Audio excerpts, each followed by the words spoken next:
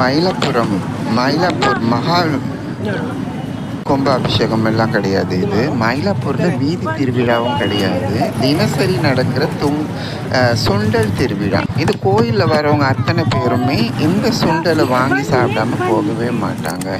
இந்த சுண்டல் கடையை நடத்துகிற பார்த்தீங்கன்னா ஒரு ஆர்டினரி பர்சன், ஒரு ஏழ்மை நிலை விளிம்பு நிலைன்னு சொல்லலாம். 6 விதமான சுண்டல் ப்ளஸ் வந்துட்டு உப்புருண்டை வச்சுட்டு ப்ளஸ் ஒரு பாயசம். என்ன மாதிரி சேல்ஸ் நடக்குது? வர மாவிகள் எல்லாருமே வந்து ஒரு சுண்டலையும் டேஸ்ட் பண்ணுறாங்க. மொத்தமாகவும் கொடுங்கன்னு சொல்கிறாங்க. ஒரு சுண்டலோட விலை 30 ரூபாங்க. 5 சுண்டலும் 6 சுண்டலும் சேர்த்து எடுத்தால் 60 ரூபாய். ஆனால் ஒரு தானியங்களும் நீங்கள் கடையில் போய் ஒரு 100 கிராம் வாங்கணும்னு சொன்னீங்கன்னா மோர் தென் 70 ருபீஸ் மேலே ஆகும். இந்த உப்புருண்டை பாருங்கள், பெரிய சைஸாக இருக்குங்க. 15 ருபீஸு. ஆவி பறக்க பறக்க பறக்க கொடுப்பாரு. இவங்களால எப்படி கட்டுப்படி ஆகுதுன்னு தெரியல. ஆனால் இவங்க சொல்கிறது என்னென்னா மக்களை மகிழ்விக்கணுன்றது தான் எங்களுடைய பெரிய மோட்டோ. லாபம் 2வது பட்சமே தவிர மக்கள் வந்து சந்தோஷமாக இருக்கணும்.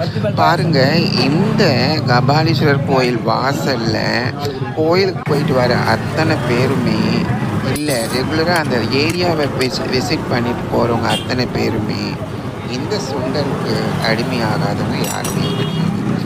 ஒன்றுமே இல்லை, சுண்டல், உப்பு, தாளிச்சது, அவ்வளோதான், வேக வச்சது. இதில் எவ்வளோ சக்திகள் நிறைஞ்சிருக்குது தெரியுமா? நம்ம 200 ரூபாய் 300 ரூபாய் 500 ரூபாய் கொடுத்து ஒரு ஏசி ரெஸ்டாரண்ட்டில் ஜங்க் ஃபுட்டை சாப்பிட்றத விட இந்த ஆரோக்கியமான பயிர் வகைகள் உடலுக்கு ஆரோக்கியம் தரும், உடம்புக்கு தெம்பை தரும், சக்தியை தரும். 2வது வந்து பார்த்திங்கன்னா இந்த இதில் வந்து நோ ஜிஎஸ்டி. எங்கே இருக்குது ஜிஎஸ்டி? No GST. காரணம் என்னென்னா அவங்க கொடுக்குற சுண்டல் வகையிலலாம் பார்த்தீங்கன்னா it is more than 200 rupees. ஜோக்குக்கு சொல்லலைங்க. மனுஷனை வந்துட்டு அசந்து போயிட்டு தளரவே மாட்டேன்றார் மனுஷன். வாரி வழங்கிட்டே இருக்கிறாரு. எப்படி சாத்தியமாகும்னு சொன்னால் சிரிச்சுட்டே சொல்கிறாரு.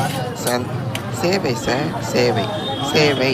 பாருங்கள், வர மக்கள் எல்லாருமே சிறியவர்கள்லேருந்து பெரியவர்கள் வரைக்கும் இவங்களுக்கு ஒரு ஃபேன் பேஸ்.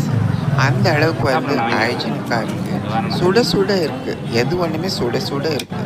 ஸோ இதெல்லாம் பார்க்குறப்போ என்ன செய்ய சொல்கிறீங்க? சாப்பிடாமல் இருக்க சொல்கிறீங்களா, இல்லை வீடியோ போடாமல் இருக்க சொல்கிறீங்களா? என்னோடய ஷார்ட்ஸ் டுடே எப்பவுமே ஹைஜீனிக்காக இருக்கிறது எந்த இடத்துல இருந்தாலும் நான் தேடி கண்டுபிடிச்சி போடுவேன். மக்கள் எல்லாருமே எனக்கு ஒரு சப்போர்ட் பண்ணணும். என்னென்னா